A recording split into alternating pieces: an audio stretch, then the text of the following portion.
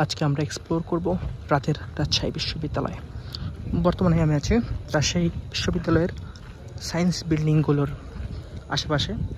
আমার চতুর্দিকে যে বিল্ডিংগুলো দেখছেন সব সায়েন্স বিল্ডিং, অর্থাৎ যারা বিজ্ঞান বিভাগ থেকে স্কুল কলেজে পড়াশোনা করে বিশ্ববিদ্যালয়ে ভর্তি পরীক্ষায় উত্তীর্ণ হয়ে ভর্তি আছেন বর্তমানে বিভিন্ন বিভাগে, তারাই বর্তমানে এই বিল্ডিংগুলোতে অধ্যয়ন করেন। সেই জায়গা থেকে আমি আপনাদেরকে আজকে ঘুরিয়ে দেখাচ্ছি রাতের রাবি, সবার প্রাণের রাবি, রাতের রাবি। এই দেখুন একটা খুব ইউনিক জিনিস, সেটা হচ্ছে যে এত রাতেও গরুগুলো এখানে ঘাস খাচ্ছে। ভাই, এখানে গরুগুলো যে আসলে কার বুঝি না, প্রায় প্রায় দেখি যে এখানে গরু ছেড়ে দেওয়া থাকে। গরুগুলো অনেক রাত পর্যন্ত ক্যাম্পাসে ঘোরাঘুরি করে।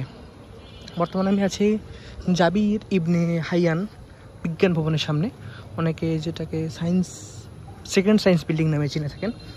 তো আমি যেমনটা করে থাকি সচরাচর যদি ক্যাম্পাসে আসি রাতে, তাহলে এখানে আমি কিছু ফুটেজ নিই এবং আপনাদেরকে দেখানোর চেষ্টা করি যে রাতের রাজশাহী বিশ্ববিদ্যালয় ক্যাম্পাস কেমন হয়ে থাকে।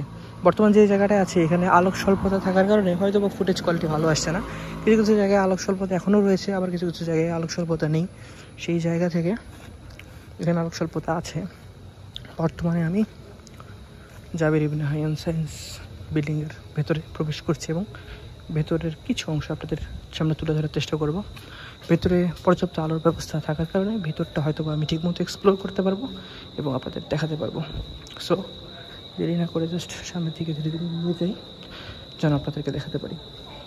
জানি সামনে একটা প্রোগ্রাম চলছে, সেই জায়গা থেকে সামনে কিছু ভিড় মানুষজন আছে, কোনো নয়েজ আসতে পারে, তাই ওই দিকে আমি যাচ্ছি না, ওই দিকে জাস্ট অ্যাভয়েড করবো। আমি একটু নিচের দিকে যেতে পারি, নিচের দিকে গিয়ে আপনাদেরকে দেখাতে পারি।